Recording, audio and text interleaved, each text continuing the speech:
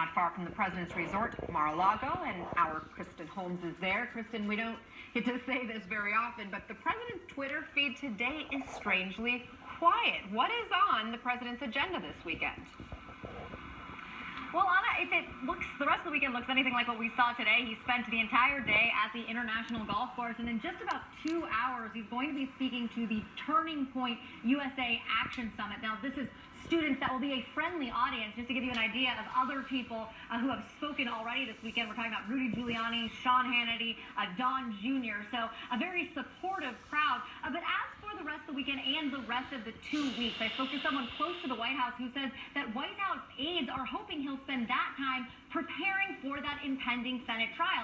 And I have to note, there is a little bit of concern among these aides. They're putting together a plan for the trial, but they are concerned that the longer he's down here at Mar-a-Lago, the more access he'll have to outside influence. You have to keep this in mind. These members, a lot of them at Mar-a-Lago are his friends. These guests are his friends. He has often run by them things that he's going through, including the Mueller report. He mocked Jeff Sessions there. So this is a real concern of theirs, that they might steer him in a different direction than the White House is hoping that President Trump will go. And Kristen, the president this week, besides being impeached by the House, is getting pushback from conservatives as well. A super PAC was formed by some notable Republicans aimed at stopping President Trump's re-election. We saw that op-ed come out in that leading Christian magazine, again, calling for the president's removal. And I want to read you this. This is an op-ed today in the Washington Post by former Republican Senator Jeff Flake. And he writes, "If there ever was a time to put country over party, it is now.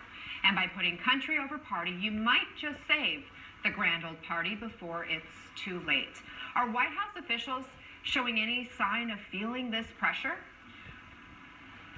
Anna, they're really not right now. You have to keep this in mind. The White House and President Trump, the administration, really sections off a lot of these people and then goes on the attack. Jeff Flake is somebody who President Trump has attacked time and time again, particularly when he held office. So this is not going to be something the White House really dwells on or feels pressure from, given the fact that they can just say he was a never-Trumper. And it's going to be the same with that super PAC that was formed. He believes that all of those people are never-Trumpers, so they can really get that out there. Where you're going to start seeing the pressure is with these certain senators that are actually sitting senators in office right now. If they start to ask questions, I'm talking about the Mitt Romneys, the Ben Sass, this group of people who they're not quite sure are 100% on the president's team. Now, we have seen a lot of unity. I want to stress that on both the Republicans in the Senate and in the House here, but that's where you're going to start seeing that pressure, is from the ones that they're not quite sure that they're on board.